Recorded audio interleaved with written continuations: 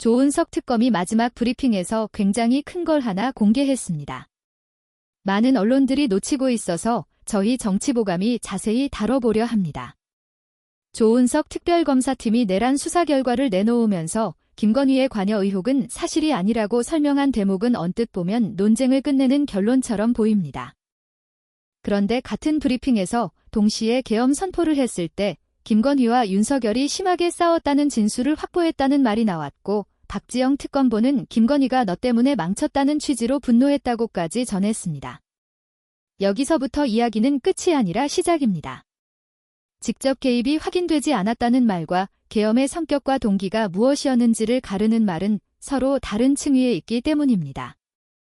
누가 회의에 앉았는지, 누가 전화를 했는지, 누가 지시문을 썼는지 같은 직접 관여의 흔적이 없다고 해서 그 선택이 무엇을 덮고 무엇을 지키려 했는지까지 자동으로 무관해지는 것은 아닙니다. 특검팀이 스스로 김건희 사법 리스크도 계엄 선포에 일정 부분 영향을 미쳤다고 판단한 이유가 거기 있습니다. 박지영 특검보의 설명은 오히려 윤석열의 동기 구조를 더 또렷하게 보여줍니다. 특검팀은 계엄의 목적을 무력으로 정치적 반대 세력을 제거하고 권력을 독점하며 유지하기 위함이라고 봤습니다. 군을 동원해 사법권을 장악하고 비상입법기구로 입법권을 장악해 입법과 사법과 행정까지 틀어지려 했다는 해석도 내놨습니다. 이 정도 설계가 맞다면 계엄은 어떤 순간의 격정이 아니라 권력을 잃지 않기 위한 방식입니다. 권력을 잃지 않으려는 방식에는 권력자 본인의 위험뿐 아니라 권력자 주변의 위험도 함께 들어갑니다. 배우자의 사법 리스크가 그 범죄에서 빠질 수 없다는 말은 감정 섞인 비난이 아니라 구조적 진술입니다. 그래서 특검팀이 직접적인 동기는 아닌 것으로 보이지만 12월 3일 전격 선포의 방아쇠 중 하나로 작용했을 가능성을 언급한 것은 매우 현실적입니다. 준비는 오래전에 시작됐는데 버튼을 누르는 순간을 앞당기거나 밀어당기는 것은 늘 눈앞의 리스크가 하기 마련입니다. 더구나 너 때문에 망쳤다는 말이 왜 나왔는지를 생각해보면 이게 단순한 부부싸움의 상투어로만 보이기는 어렵습니다. 무엇이 망가졌다는 뜻일까요?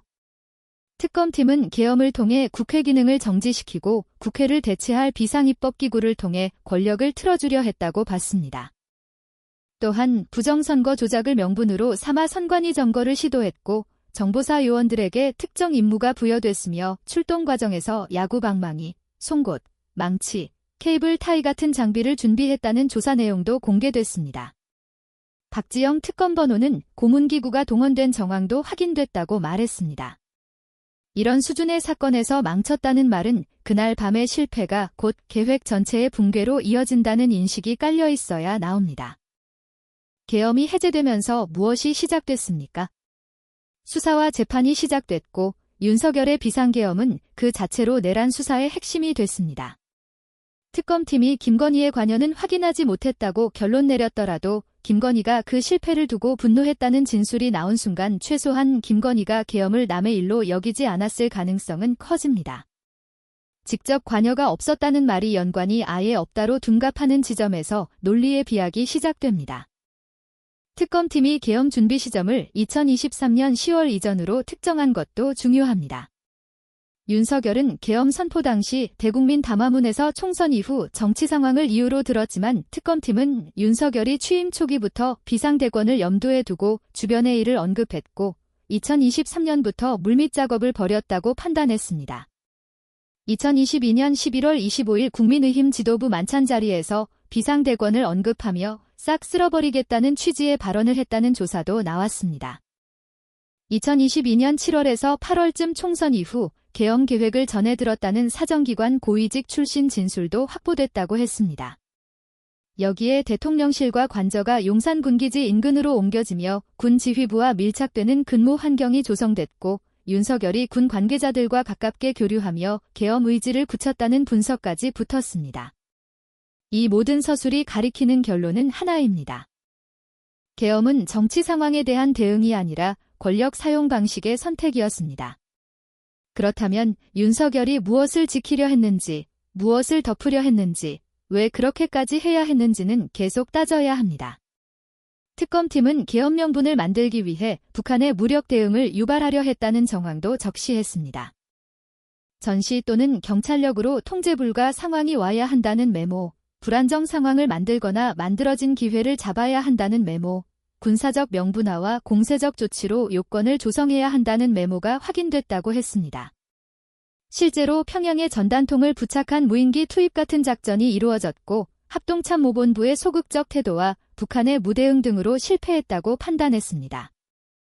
만약 이런 비정상적 군사작전이 계엄을 위한 사전 여건 조성의 일부였다면 이 사건은 권력자 개인의 방어를 넘어서 국가 전체를 도박판에 올려놓은 행위가 됩니다. 이쯤 되면 관여를 확인하지 못했다는 한 문장으로 주변의 모든 의문을 닫을 수가 없습니다. 오히려 주변을 더 넓게 봐야 합니다. 누가 이런 발상에 동조했고, 누가 반대했고, 누가 침묵했고, 누가 정보를 관리했고, 누가 책임을 회피했는지 말입니다. 그래서 이래도 김건희가 계엄과 연관이 아예 없다고 할 수 있을까라는 질문은 감정적 공격이 아니라 수사 방향을 묻는 질문입니다. 특검팀이 김건희의 계엄 관여를 사실이 아니라고 확인했다면 다음 단계는 더 정교해져야 합니다. 계엄을 모의한 회의 테이블에 김건희가 없었다는 결론이 나왔다면 계엄이 왜 그렇게 필요해졌는지의 주변 맥락을 더 파야 합니다. 특검팀 스스로 김건희 사법 리스크가 일정 부분 영향을 미쳤다고 말했고 준비의 장기성과 선포의 촉발 요인을 분리해 설명했습니다.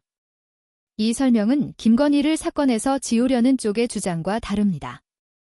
김건희는 직접 관여가 확인되지 않았지만 윤석열의 권력 유지 동기 속에 포함되어 있었을 가능성이 높다는 취지로 읽히기 때문입니다. 여기서 16개 혐의 중 4개 정도밖에 수사를 못한 상황이라는 박은정 조국혁신당 의원의 지적이 겹칩니다. 숫자가 정확히 어디까지 확정됐는지와 별개로 핵심은 수사가 끝나지 않았다는 상태 자체입니다. 하나의 사건에서 일부만 처리되고 나머지가 남아있다면 남은 부분은 남은 부분대로 정리해야 합니다. 어떤 혐의는 자료가 더 필요할 수 있고 어떤 혐의는 인물관계가 얽혀 더디게 갈 수 있고 어떤 혐의는 이미 공소유지 단계로 넘어갔을 수 있습니다. 다만 이런 사건에서 수사의 속도나 범위가 정치적 소음 속에 흐려지면 결국 남는 것은 그때도 덮였고 이번에도 덮였다는 냉소뿐입니다.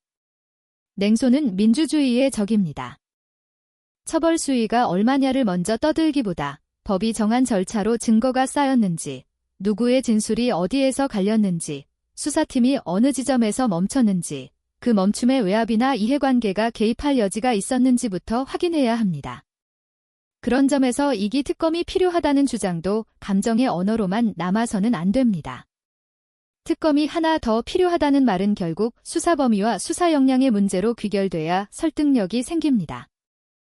이미 특검이 방대한 사실관계를 공개했고 내란의 목적을 권력 독점과 유지로 특정했으며 계엄 준비의 장기성과 군인사 전진 배치, 북한 도발 유인 시도, 선관위 점거 시도와 부정선거 조작 시나리오까지 제시했습니다.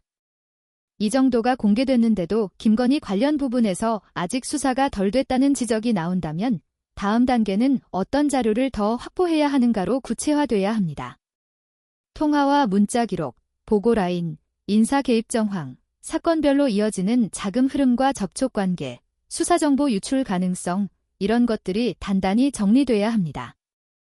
그래서 수사는 여기서 멈추면 안 됩니다. 멈추지 말자는 말은 무한정 끌자는 말이 아니라 남아있는 항목을 남아있는 항목대로 정리하자는 말입니다.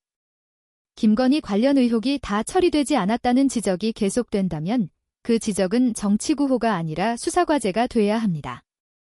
필요한 자료를 확보하고 진술의 엇갈림을 정리하고 외압이나 유출의 가능성을 따져보고 공소유지 단계에서 위증과 허위 진술을 끝까지 비용으로 돌려놓는 것, 그게 다시는 비슷한 일이 반복되지 않게 만드는 방식입니다.